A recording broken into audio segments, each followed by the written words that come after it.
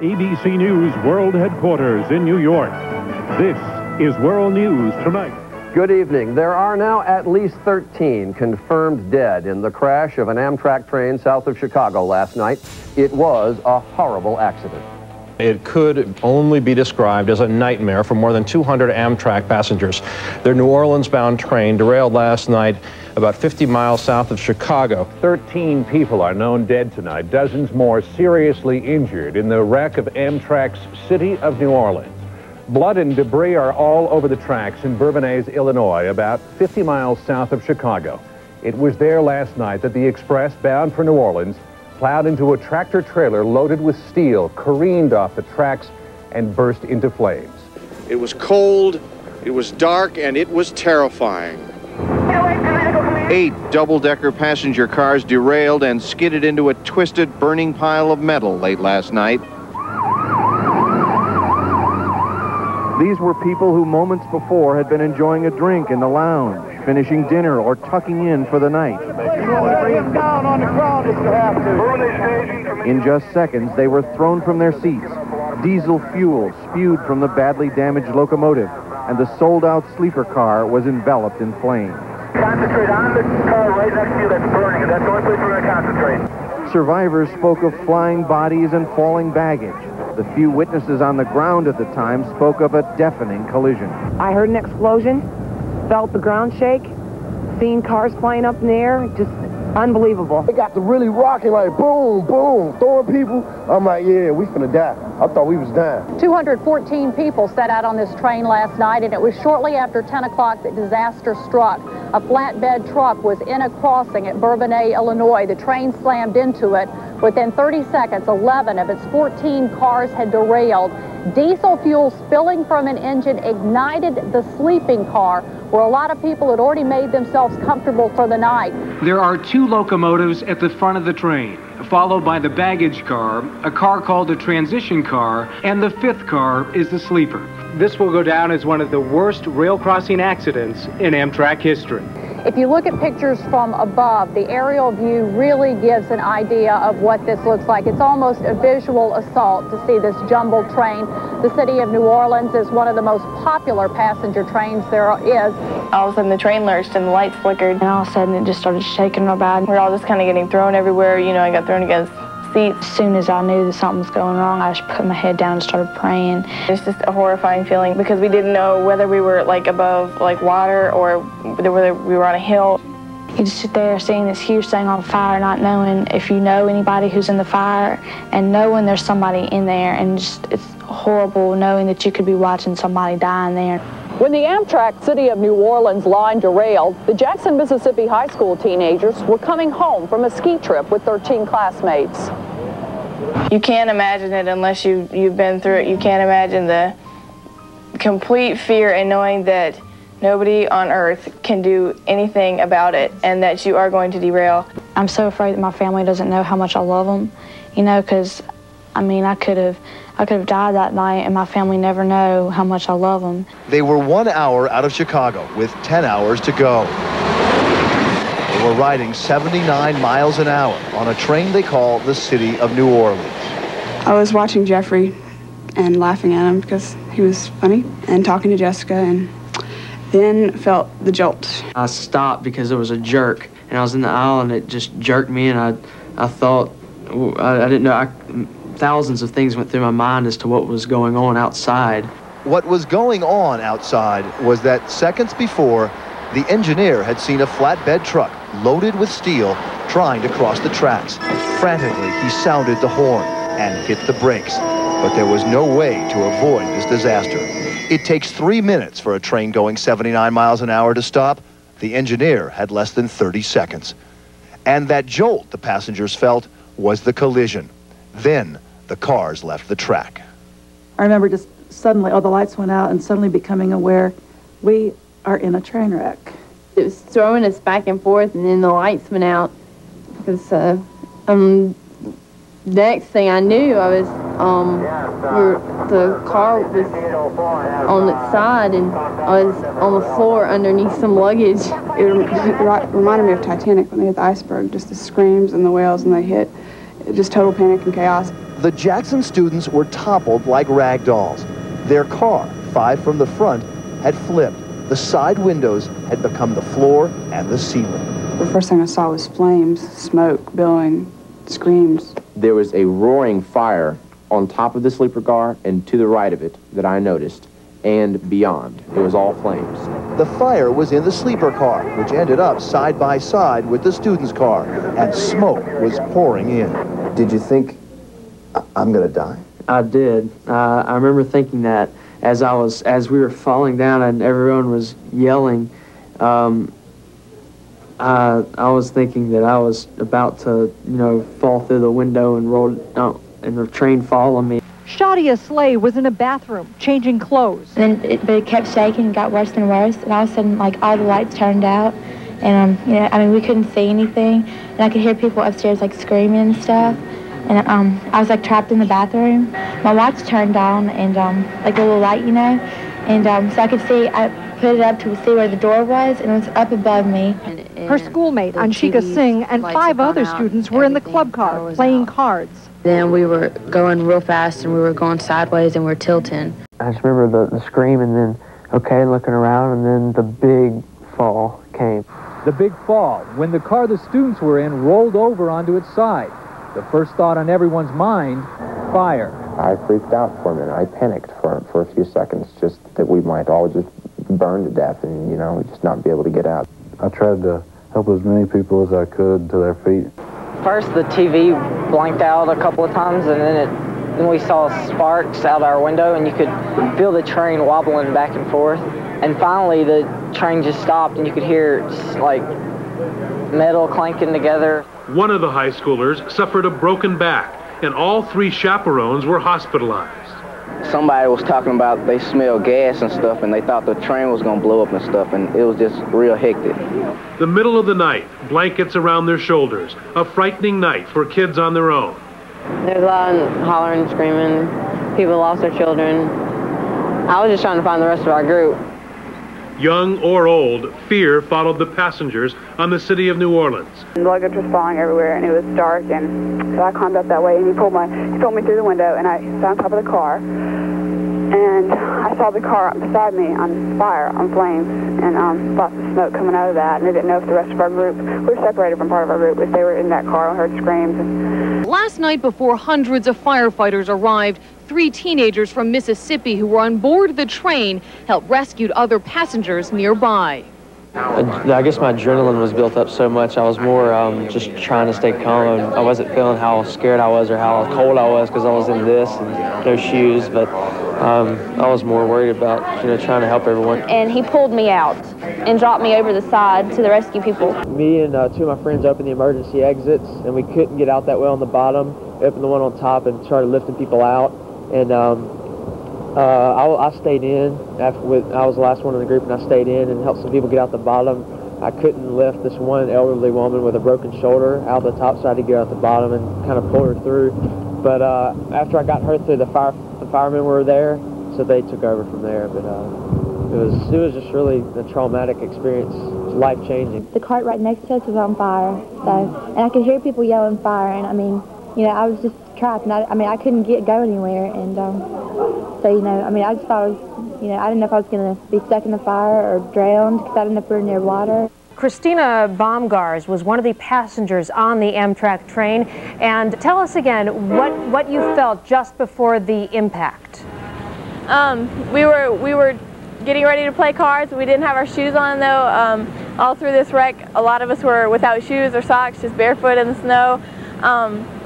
But we had just been getting ready to play cards, and we were just standing around just joking with our friends, waiting for everybody to, who wanted to play to come.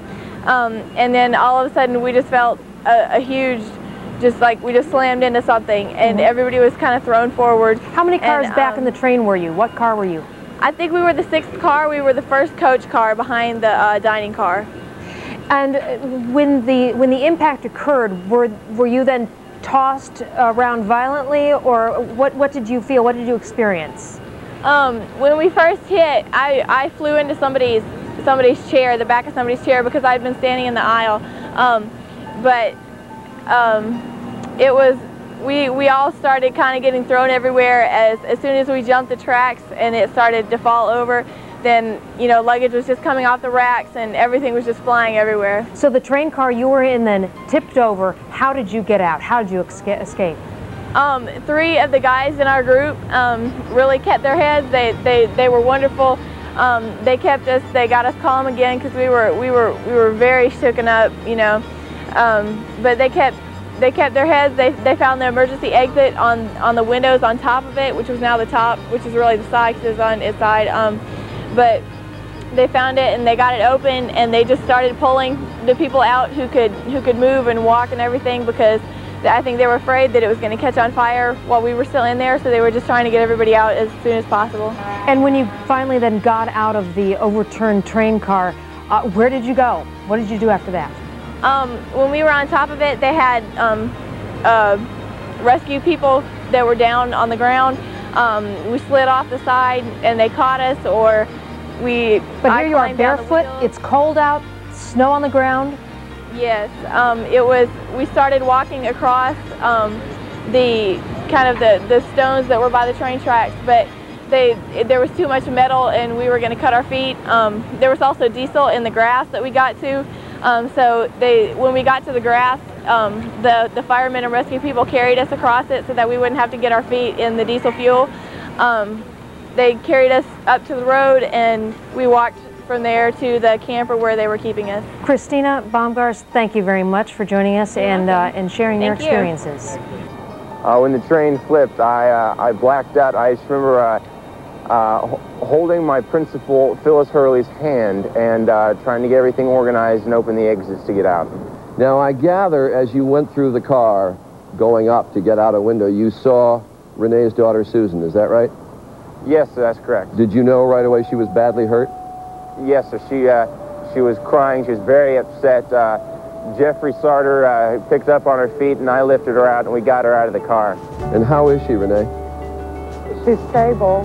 She's in a lot of pain. She has a crushed and broken vertebra, thankfully with no spinal cord damage, and there's a bone fragment that is in the spinal column, and we'll just have to wait and see as far as the swelling and that sort of thing. But she's stable at least. Michael, we have your parents, Karen and Pat, standing by down in Mississippi. Karen, when he called you, first of all, had you heard about the accident, or did you hear first from Michael?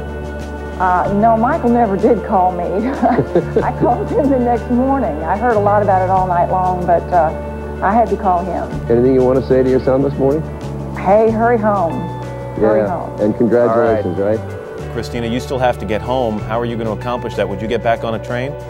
I would get on a train, but I can't say that I would like to go home on one right now. I don't blame you. Some of us girls have been having trouble. Yesterday we felt sick off and on all day, just feeling just kind of sick whenever we think about it, or whenever something reminds us of it. Going up and down elevators, when they shake, it just brings back memories, and a lot of things bring back memories. Riding across tracks yesterday, it's just a lot of things. It just brings back terrible memories.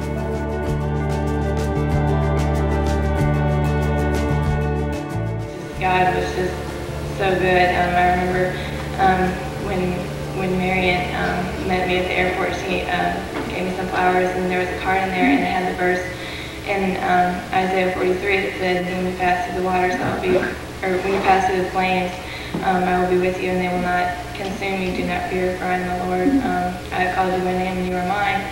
And it was just so perfect for that. Just knowing that so many people had died in that wreck.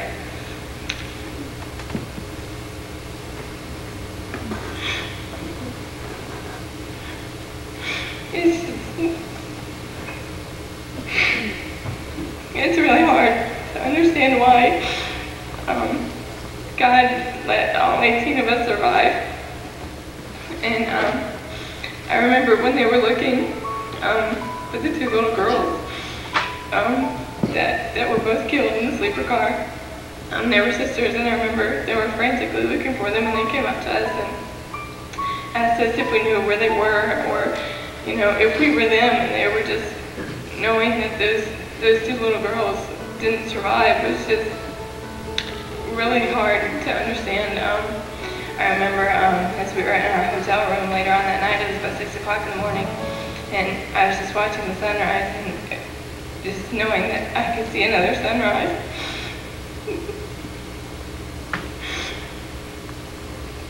It just really makes you thankful for what God has given me, and knowing that He allowed me to survive was, I mean, I know that He has something planned for my life, and it's just, it made me really see how quickly your life can be taken from you.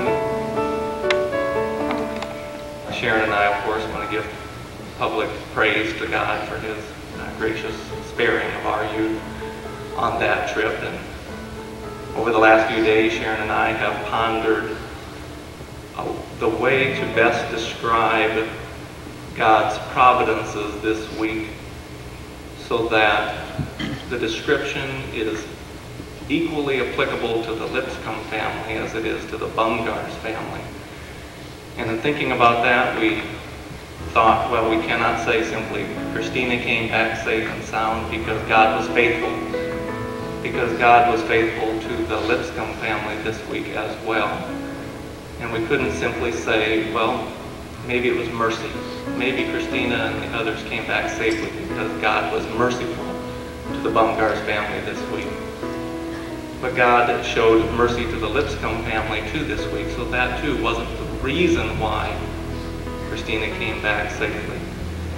We couldn't even say honestly and to our satisfaction that the reason why they came back safely was that God was close to Christina and the others, because I know God was very close to the Lipscomb family this week too. In fact, does not God come closest to those who suffer most? And so maybe He was even closer to the Lipscomb family than the Bumgars family this week. And in thinking through all those characteristics of God, His goodness, His faithfulness, His mercy, His grace, His nearness, none of those ultimately were satisfactory answers in my own mind as I thought about how to describe why Christina was able to come back safely.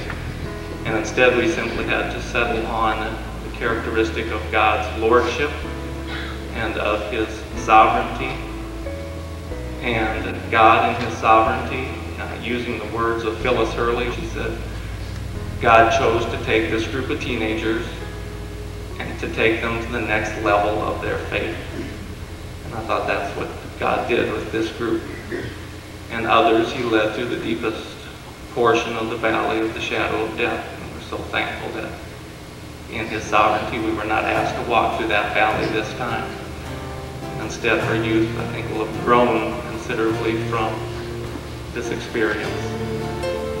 With Job, whether we are asked to walk through the valley or whether we are simply, through it all, taken to the next level of Christian maturity, in either case, we say, blessed be the name of the Lord. And the Lord was good, He was gracious, He was generous.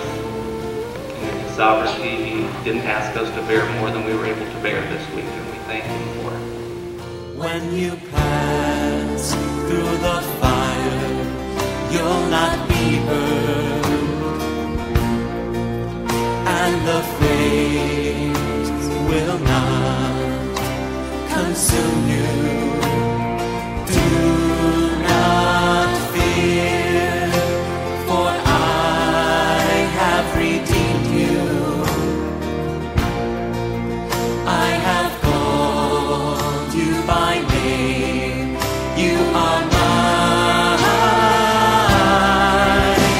For I am the Lord your God.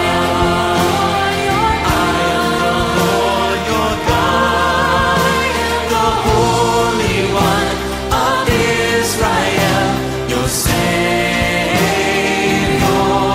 I am the Lord. I am the Lord. I am the Lord. I am the Lord. You are the Lord.